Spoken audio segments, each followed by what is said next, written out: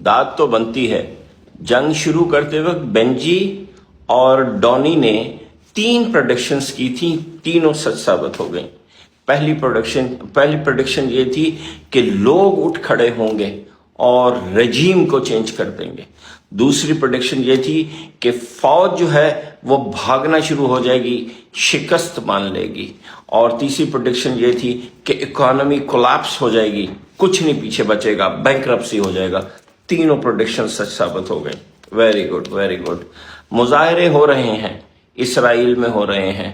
22 लोग गिरफ्तार हुए, कई हजार ने मुजाहरे किए। इसराइल को अपनी ही फौज बुलानी पड़ गई अपने लोगों के खिलाफ।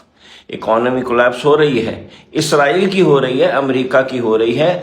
अमेरिका की तो तकरीबन समझे हो चुकी, अब इसराइल की ये रेटिंग आई है। इंटरनेशनल फिंच ऑर्गेनाइजेशन ने खबरदार किया है कि इसराइल में कोई इन्वेस्ट ना करे, इसराइल बैंकरप्ट है, ये खुद पढ़ लीजिए। और तीसरा, फौज वाली तो हू बहू बिल्कुल कंफर्म हुई है।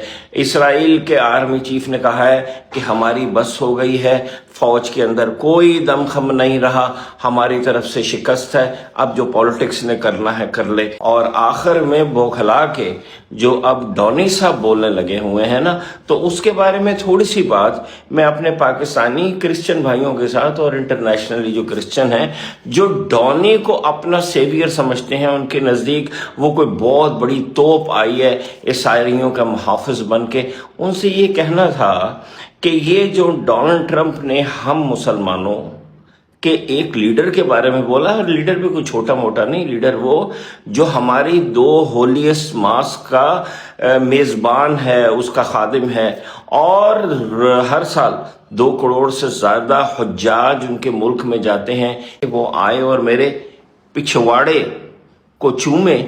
तो ये ज़ुबान आपको चर्च में सिखा रहे हैं, आपके मम्मी पापा सिखा रहे हैं, ये आप ईसाइयों को कौन ये जुबान सिखा रहा है? क्या ये आप प्राउड फील करते हैं कि जब आपका इतना बड़ा लीडर इस तरह की जुबान इस्तेमाल करता है? क्योंकि बाइबल के मुताबिक तो हमारे हजरत ईसा ने ऐसी कभी लैंग्वेज इस्तेमाल नहीं की, और अब आपके डॉनी ने की है तो आप कुछ बोल भी नहीं रहे। तसव्वुर करें, कभी किसी मुसलमान से इस तरह की जुबान आपने अपने किसी ईसाई लीडर के बारे में सुनी है? ये तमीज को क्या हो गया आप सब ईसाइयों की? क्या मसला है आप लोगों का?